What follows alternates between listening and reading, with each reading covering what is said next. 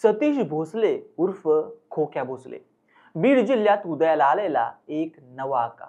पीडित माणसाला दोन्ही पाय हातात घेऊन बेदम मारहाण करणे, आमदाराच्या गाडीतून पैशांचा माज दाखवणे, हरिण काळवीट मोर यांची शिकार करून त्यांचं मांस खाणे. खोक्या भोसलेच्या अशा एक ना अनेक करामती समोर आल्यात. पोलीस खोक्याच्या मागावर आहेत, पण तो काय अजून पोलिसांच्या हाताला लागलेला नाहीये.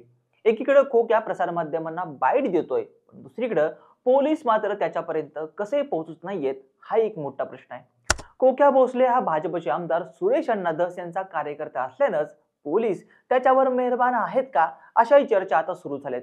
मात्र या एकूण सगळ्या भानगडीत बिश्नोई गँगची एंट्री झाली. पोलिसांना गुंगारा देणाऱ्या आणि बीडमध्ये दहशत पसरवणाऱ्या या खोक्याला बिश्नोई गँगने धमकी दिली. त्यामुळे खोक्याचं आता काही खरं नाहीये. पण बिश्नोई गँगनं सतीश उर्फ खोक्या भोसलेला का धमकी दिले?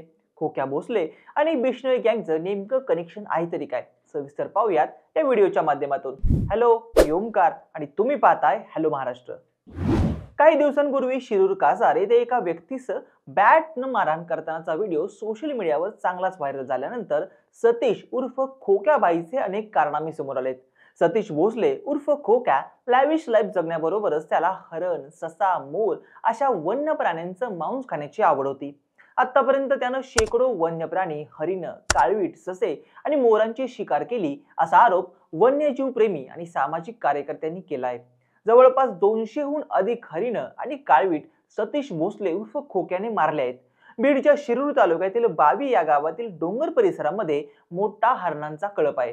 या हरणाच्या कळपाला संपवण्याचं काम सतीश उर्फ खोक्या भोसले आणि त्याच्या गँगने केले.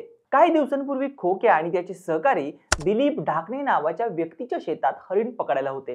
तेव्हा ढाकणे यांनी खोक्याला आणि त्याच्या पंटर लोकांना हरिण पकडायला विरोध केला. त्यावेळी खोक्या आणि त्याच्या पंटर लोकांनी ढाकणे आणि त्यांच्या मुलाला अमानुष मारहाण केली.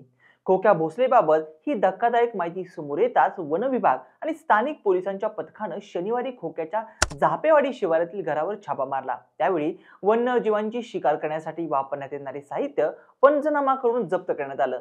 या छापेमारीवेळी एका हरणाची कवटी आणि शिंग असलेलं डोकं, प्राण्यांचे वाळलेले मांस, वन्यजीव पकडण्यासाठी वापरले जाणारे 3 वाघूर, 2 पिंजरे, 1 सत्तूर, तित्तर पकडण्यासाठी लागणारे फासे असे साहित्य आढळून आलं. हे सर्व साहित्य पोलिसांनी पंचनामा करून जप्त केलं. परंतु या साहित्यामुळे खोक्या हरिण काळविट्यांची शिकार करायचा आणि त्यांचं मांस खायचा या आरोपांना बळ मिळालं आणि इथून बिश्नोई गँगची या सगळ्या प्रकरणात एंट्री झाली. खोक्याबाबत धक्कादायक माहिती समोर येताच लॉरेन्स बिश्नोईच्या नावाचा वापर करून त्याला धमकी देण्यात आली आहे. बिश्नोईच्या नावानं अज्ञात व्यक्तीकडून 2 दिवसांपूर्वी एक फेसबुक अकाउंट तयार करण्यात आलं. या फेसबुक अकाउंटवरून खोक्या उर्फ सतीश भोसले याला धमकी देण्यात आली. खोक्याला लवकरात लवकर जेलमध्ये टाका अशी मागणी या अकाउंटवरून करण्यात आली. हरिण आमचं दैवत आहे, त्यामुळे खोक्या माफीच्या लायकीचा नाहीये असं या फेसबुक पोस्टमध्ये म्हटलंय. ही धमकी खरंच बिश्नोई गँगच्या कोणत्या माणसाकडून देण्यात आली होती का, की बिश्नोईच्या नावाखाली तिसरंच कुणीतरी खोक्याच्या वाईटावर उठलंय अशी शंका आता व्यक्त केली जाते. बरं, ही तीच बिश्नोई गँग आहे ज्यांनी मागील काही वर्षापासून सुप्रसिद्ध बॉलिवूड अभिनेता सलमान खानला जंग पछाडलं होतं. 1998 मध्ये दिग्दर्शक सूरज बडजात्या यांच्या हम साथ साथ है या सिनेमाचं शूटिंग सुरू होतं. याच वेळी ऑक्टोबरमध्ये हम साथ साथ है या चित्रपटाच्या शूटिंगसाठी सलमान खान, सैफ अली खान, तब्बू, नीलम आणि सोनाली बेंद्रे जोधपूरमध्ये आले होते. शूटिंगच्या दरम्यान मोकळ्या वेळेत सलमाननं 2 काळविटांची शिकार केल्याचा आरोप करण्यात आला होता. तिथूनच सलमान खान विरुद्ध बिश्नोई गँग हा संघर्ष सुरू झाला. याचं कारणही खास आहे. बिश्नोई समाज हा प्राणी, पक्षी आणि वनस्पतींनाही त्यांचे जगण्याचे हक्क असल्याचं मानतात. या समाजातील लोक हे निसर्गाला देव मानतात. काळविटालाही बिश्नोई समाजात विशेष धार्मिक महत्व आहे. काळवीट हे गुरु भगवान जांबेश्वर यांचं रूप असल्याचं हा समाज मानतो. काळविटांना त्रास देणं किंवा त्यांची हत्या करणं हा या समाजाच्या दृष्टीनं सगळ्यात मोठा गुन्हा असल्याचंही मानलं जातं.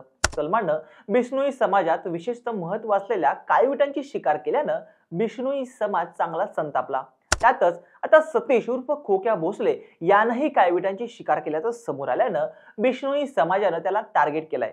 पण जसं आम्ही आधीच म्हटलं होतं की ही धमकी खरंच बिश्नोई गँगच्या कोणत्या माणसाकडून देण्यात आली का, की यामागं वेगळाच कोणाचा तरी हात आहे याचा तपास करायला हवं. बाकी तुम्हाला नेमकं काय वाटतं? खोक्या भोसलेला खरंच बिश्नोई गँगकडून धमकी आली असेल का, की या धमकीच्या मागचा मास्टरमाइंड वेगळाच कोणीतरी असेल? तुमचं मत आणि प्रतिक्रिया आम्हाला कमेंट बॉक्समध्ये नक्की कळवा आणि अशाच नवनवीन आणि माहितीपूर्ण व्हिडिओसाठी हॅलो महाराष्ट्र या चॅनलला लाईक, शेअर आणि सबस्क्राईब करायला विसरू नका. व्हिडिओ शेवटपर्यंत पाहिल्याबद्दल धन्यवाद.